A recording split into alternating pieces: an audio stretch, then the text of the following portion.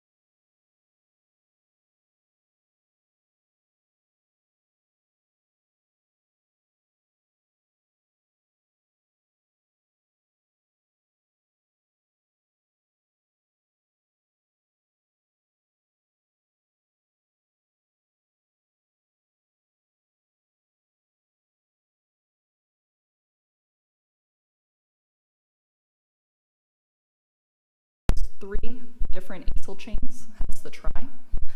And then there's other lipids that are traditionally thought of as membrane lipids that are just in our circulation, including glycerol lipids, so these are phospholipids, and sphingolipids. So why are we so interested about lipids in the circulation? Well, the first thing is that they predict a lot of metabolic diseases. So potentially you've gone to the doctors and you've had a lipid panel run.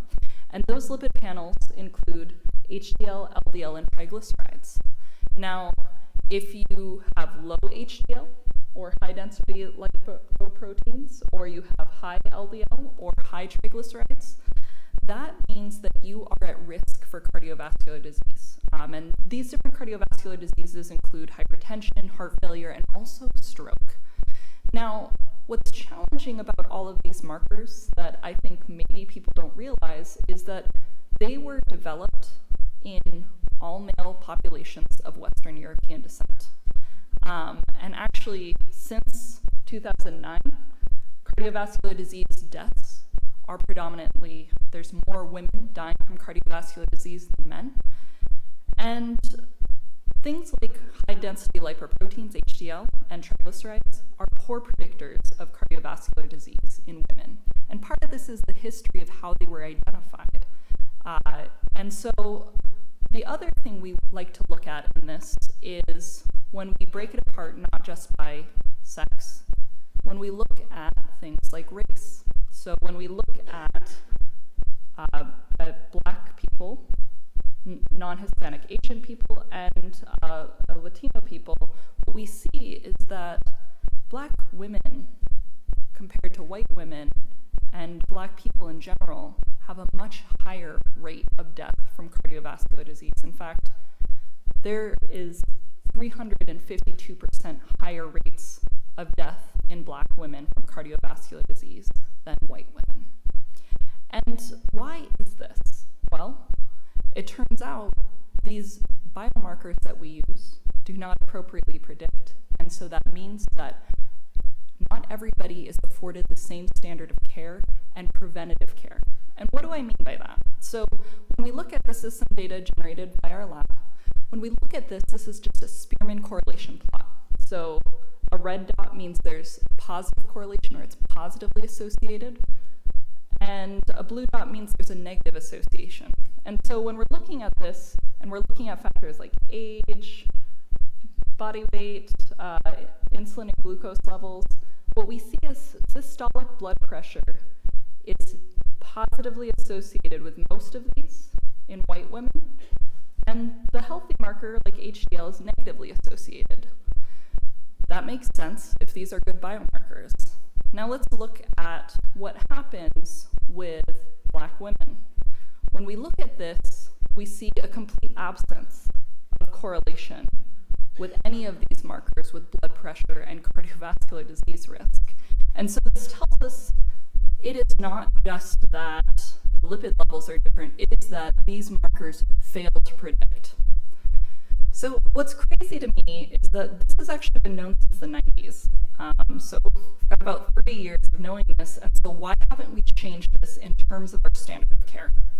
Well, the problem is that we don't have better biomarkers yet. And so one thing that my lab set up to do when we started here is, can we find better biomarkers using mass spec-based genomics? So when we're looking at this, this is kind of what the readout of mass spec looks like, one of the readouts. So we separate molecules based on their size, and then we also separate them based on their hydrophobicity. And so things like sterile lipids are very hydrophobic. They come off later. And things like fatty acids come off earlier. So when we're looking at this, we can identify about 480 lipids when we run it on a mass spec. But we can actually see that there are 4,000 lipids. So that means that the majority of lipids that are in the plasma, we don't know their name. And we don't know kind of how to identify them. This is really exciting. This is kind of where DNA was in the 90s when we were sequencing the human genome for the first time and we didn't know all of the genes. Now we know all the genes, and so now we're asking more complex questions like, what are these different lipids? How can we identify them? And do they predict things like cardiovascular disease?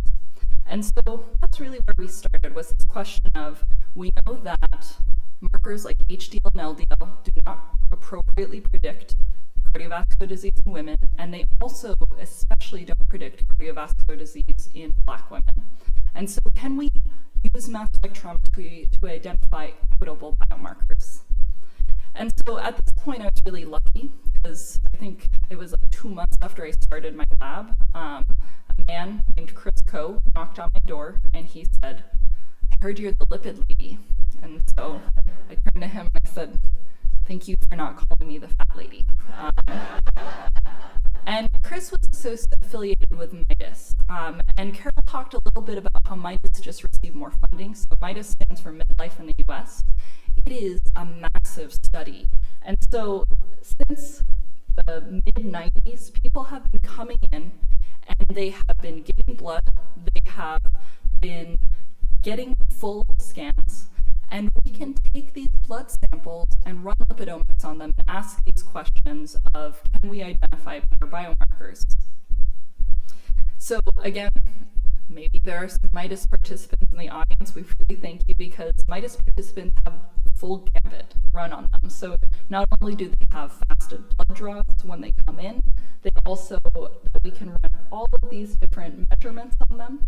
They also have all of these clinical assessments, like bone density scans, and this provides a wealth of knowledge, kind of like what Jeff talked about earlier, that we can see how these markers like cardiovascular health correlate with different lipids and correlate with things like blood pressure.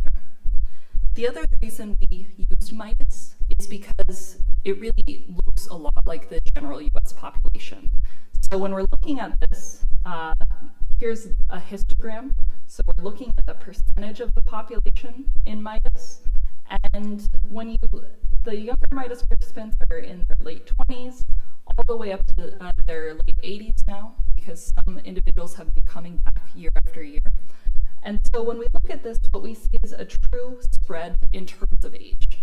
This is not just like the studies that we run at colleges where we give healthy college students cookies in return for their blood. These are individuals who have dedicated a large amount of time to come and participate in MIDAS, and we are extremely grateful. And I think we're able to find some really fascinating things.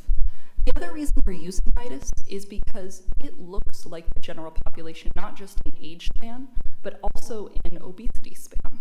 So when we look at obesity by waist circumference, what we see is that the majority of people are obese, and Black women tend to be more obese than white women. So this mirrors, again, the general US population. So what happens when we look at the lipids in the plasma from these individuals? So when we look at white women, and this is just a volcano plot, so anything that is above this line in blue is a significantly changed lipid, and what we're looking at is the fold change between hypertension and normal blood pressure. So anything in this quadrant, every single one of these dots is an individual lipid species that is increased with high blood pressure. And when we look at white women, what we see is there are 529 lipids significantly increased with high blood pressure. So that looks good. How about in black women? When we look at black women, what we see is there are only 137 lipids that are increased with hypertension. Not as good. But what's really fascinating to me is that when we look at these lipids and see if they overlap, the majority of these lipids are shared between being increased in white women and increased in black women. There's 132 lipids that are overlapping, which suggests that we have the capability to identify equitable biomarkers. Negative in this was that it wasn't just a single lipid class. So when I first started this presentation, I was talking about how there's like sterol lipids and how there are glycerol lipids. There's a lot of different lipids in here, and they are glycerol lipids, they are membrane lipids, and they are sterol lipids. So that makes it hard to generate a biomarker. So we dug deeper into what these lipids were. And in terms of these lipids that are increased with high blood pressure, what we ended up doing was acyl chain analysis. So when I showed you the initial diagram, I showed you that some lipids have multiple acyl chains on them, and these acyl chains have different numbers of carbons in them. And so when we're looking at these, and these different carbon numbers have different names, like palmitate or oleate, what we observed is that the majority of lipids associated with cardiovascular disease risk included an acyl chain called arachidonic acid. Now, arachidonic acid is kind of fascinating. So this is the structure of it. It is known as an omega-6 fatty acid. You've probably heard that in terms of dietary lipids. And I just wanted to show you why it's called an omega-6. So if you look here at these carbons from the end, there are 1, 2, 3, 4, 5, and then 6. At that 6th carbon, there is a double bond here. If it was an omega-3, 3 carbons from the end, there would be a double bond there. So arachidonic acid and other omega-6 fatty acids are increased in hypertension. What does that mean? So in terms of this, you've probably heard of, again, omega-6 fatty acids and omega-3 fatty acids. Now, there's also saturated fatty acids, which are the worst in our diet, associated with health. But omega-3 is high in things like fish. It's also high in seeds and nuts. And omega-3 is associated with anti-inflammatory effects and also in resolving lipids. So these resolving lipids are not only anti-inflammatory, they amend inflammation. So that is part of why omega-3 fatty acids are so healthy for you. And I'll talk a little bit about why that is.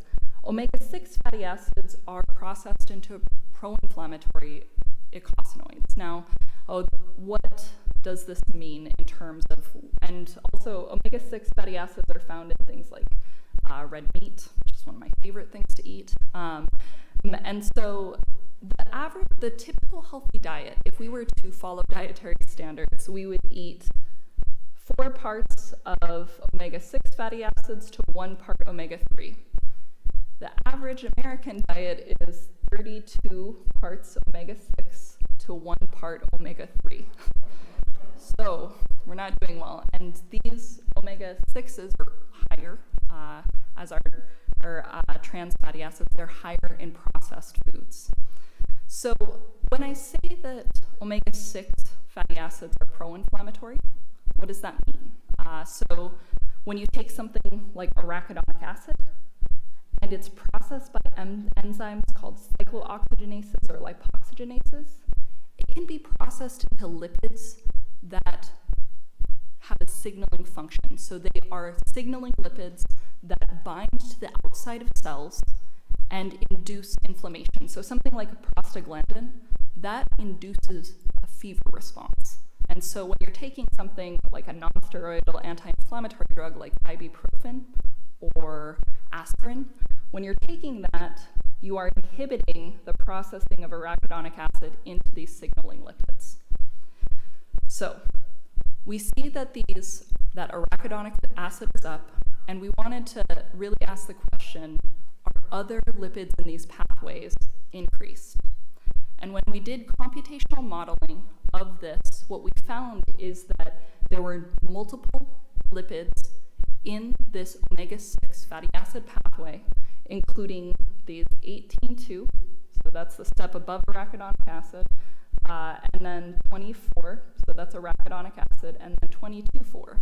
So all of these lipids predicted cardiovascular disease in women.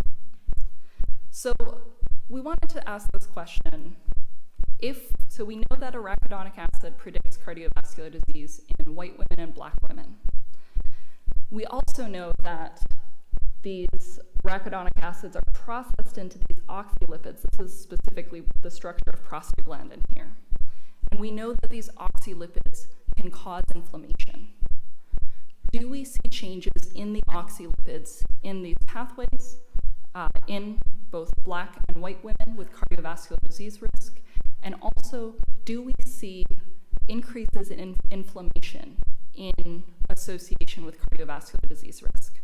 And the answer is we do. So this is just a violin plot. So what we're looking at here is C-reactive protein that is inflammatory marker that is released from our liver that we can measure in our blood plasma. And so what we see is with high blood pressure, so in red, there is an increase in C-reactive protein in both white women and also in black women. And this is what we see in other markers as well. So when we look at a pro-inflammatory cytokine, so this is called interleukin-6, when we look at the levels of interleukin-6, IL-6 levels are increased with high blood pressure in both white women and black women. And what I think is really fascinating is it's not just that they're increased with hypertension.